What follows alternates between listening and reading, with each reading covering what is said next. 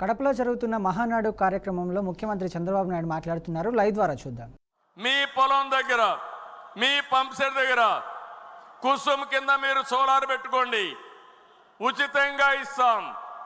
మీరు కరెంటు వాడుకోండి, సర్ప్లస్ వస్తే గ్రిడ్కి ఇవ్వండి, మళ్ళీ మీకు ఎప్పుడు కావాలంటే కరెంటు ఇస్తాం. ఎవరైతే రైతులు ఉన్నారో మీరు కరెంటు ఉత్పత్తి చేసి మీ ఇంట్లోకి కూడా వాడుకునే ఏర్పాటు ఇస్తా. అవసరమైతే వాహనాలకు కూడా ఎలక్ట్రిసిటీ కన్వర్ట్ చేసుకొని వాడుకోవచ్చు. నేను అందుకని ఒక వినూత్నమైన మార్పులకు దోహదం చేస్తున్నా. అదే మీరు చూస్తే డెమోక్రటైజేషన్ ఆఫ్ పవర్ జనరేషన్. ఇక్కడ నేను అడుగుతున్నాను మన కార్యకర్తల్ని, మళ్ళీ ఈ అవకాశం మీకు రాదు.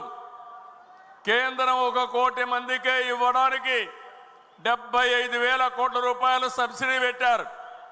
ఫస్ట్ కమ్ ఫస్ట్ సర్వ్డ్ కింద పెట్టారు. దీన్ని ఒక అడ్వాంటేజ్గా తీసుకోవాలని నా తెలుగు కుటుంబం, నా తెలుగుదేశం పార్టీ కార్యకర్తలు మీ ఇండ్లకంతా పెట్టుకోవాలని మిమ్మల్ని కోరుతున్నాను.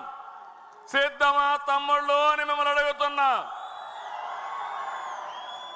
ఎమ్మెల్యేలు కోరుతున్నా, వీళ్ళందరూ సిద్ధంగా ఉన్నారు.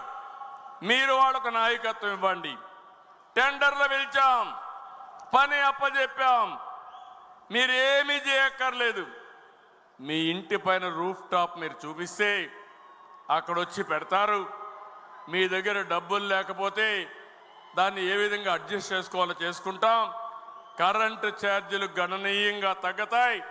వెనక నుండే వాళ్ళని కూడా కోరుతున్నాను, ఈ సంవత్సరం మొదటి 6 నెలల లోపల అందరి ఇండ్ల పైన సోలార్ ప్యానెల్స్ పెట్టుకుంటామని మీరందరూ కూడా గట్టిగా చప్పట్లు కూడా చెప్పండి. నమ్మకమేనా అని అడుగుతున్నా, పెడతారా అని అడుగుతున్నా. కరెంటు ఛార్జీలు కట్టలేక జోబీలు ఖాళీ అయిపోతున్నాయి. దీనికంటే మంచి ఆఫర్ రాదు. ఒక్కొక్కరు 1000, 2000, 3000 ఖర్చు పెడుతున్నారు. ఇది మంచి అవకాశం, దీన్ని ఉపయోగించుకోవాల్సిందిగా నేను మిమ్మల్ని కోరుతున్నా. ఇది కాకుండా ఇంకొక పక్కన మీరు ఒకసారి చూస్తే మొత్తం రాష్ట్రంలో అభివృద్ధి వికేంద్రీకరణ తెలుగుదేశం పార్టీ సిద్ధాంతం. అన్ని ప్రాంతాలు అభివృద్ధి కావాలి, అన్ని నియోజకవర్గాల అభివృద్ధి కావాలి, అన్ని గ్రామాల అభివృద్ధి కావాలి. రాష్ట్రం సమతుల్యంతో అన్ని ప్రాంతాలను అభివృద్ధి చేయడానికి కట్టుబడి ఉన్నామని చెప్పి కూడా నేను మీకు తెలియజేస్తున్నా. పరిశ్రమలు రావాలి, అభివృద్ధి జరగాలి. ఈరోజు దీనికోసం చూస్తే ఉత్తరాంధ్రని ఒక ఫైనాన్షియల్ హబ్గా తయారు చేసి విశాఖపట్నాన్ని ముందుకు పోతాం. విశాఖపట్నానికి మీరు ఒకసారి చూసినప్పుడు ఆంధ్రుల హక్కు, విశాఖ ఉక్కు, ఎన్నో ఉద్యమాలు జరిగాయి. వైఎస్ఆర్ కాంగ్రెస్ పార్టీ పట్టించుకోలేదు. నేను ముఖ్యమంత్రి అవుతానే మీరందరూ కూడా ఓట్లేశారు. ఎన్డీఏతో కలిశాం. దానివల్ల కేంద్రం కూడా ముందుకొచ్చి 11,440 కోట్ల రూపాయలు విశాఖపట్నం స్టీల్ ప్లాంట్కి ఇచ్చారు. మనం కూడా కరెంటు ఛార్జీలన్నీ మాఫీ చేసుకున్నాం. నీళ్లు కూడా ఛార్జెస్ అన్నీ రీషెడ్యూల్ చేశాం, సెక్యూరిటీ ఇచ్చాం. ఇలాంటివన్నీ మనం కూడా చేసి ఎట్టి పరిస్థితుల్లో విశాఖపట్నం స్టీల్ ప్లాంట్ క్లోజ్ కాకూడదు, ప్రైవేటు పరం కాకూడదని ఆలోచించి సెంటిమెంట్ ప్రకారం పనిచేస్తున్నాం. ఈరోజు విశాఖపట్నానికి ఇదే కాదు, విశాఖపట్నం జిల్లా ఒక స్టీల్ జిల్లాగా తయారవుతుంది, ఉక్కు నగరంగా తయారవుతుంది. విశాఖపట్నం స్టీల్ ప్లాంట్ ఉంది, పక్కనే ఆర్సీఆర్ మిథలైతే దగ్గర 1,50,000 కోట్ల రూపాయలు పెట్టి పెద్ద ఉక్కు ఫ్యాక్టరీ పెడుతున్నాడు. అక్కడ స్టీల్ నగరమే తయారయ్యే అవకాశం వస్తుంది. ఈ రెండే కాదు, ఐటీ మినిస్టర్ గారి ఆధ్వర్యంలో టీసీఎస్ అయితే 20,000 మందికి ఉద్యోగాలు ఇవ్వడానికి ముందుకు వచ్చారు. ఇంకో పక్క గూగుల్ వస్తుంది. ఈ రెండు వస్తే విశాఖపట్నం ఒక నాలెడ్జ్ హబ్గా తయారవుతుందని చెప్పి కూడా నేను మీకు తెలియజేస్తున్నా. ఇది కాకుండా ఏదైతే విశాఖపట్నంలో రైల్వే జోన్ వచ్చింది, ఫార్మా సిటీ వచ్చింది, ఫార్మా కంపెనీలు వస్తున్నాయి.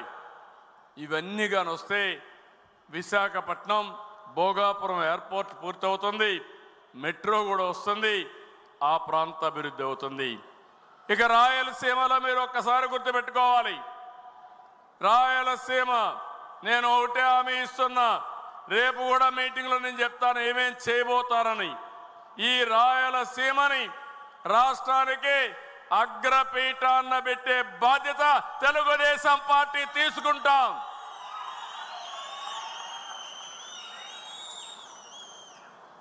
మొన్ననే ఈ ప్రభుత్వం వస్తానే కొప్పర్తి, ఓర్వకల్ 2 ఇండస్ట్రీలకి కేంద్రం గ్రాంట్ ఇచ్చారు, టెండర్లు పిలిచాం.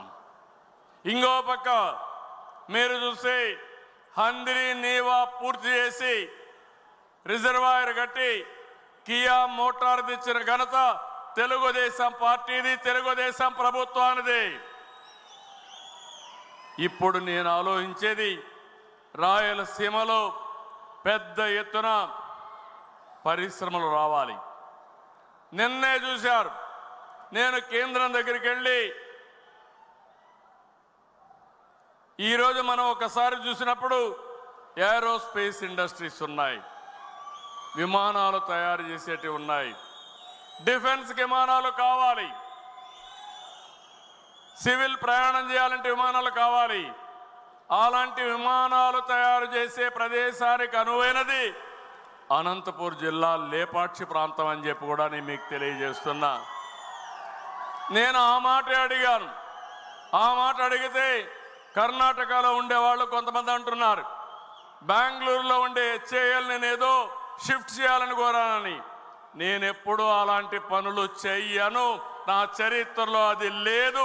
అభివృద్ధికి మారు పేరు తెలుగుదేశం పార్టీ తప్ప వేరే రాష్ట్రాల్లో ఉండే ప్రాజెక్టులు తేవాలను చెడ్డ పేరు తెచ్చుకో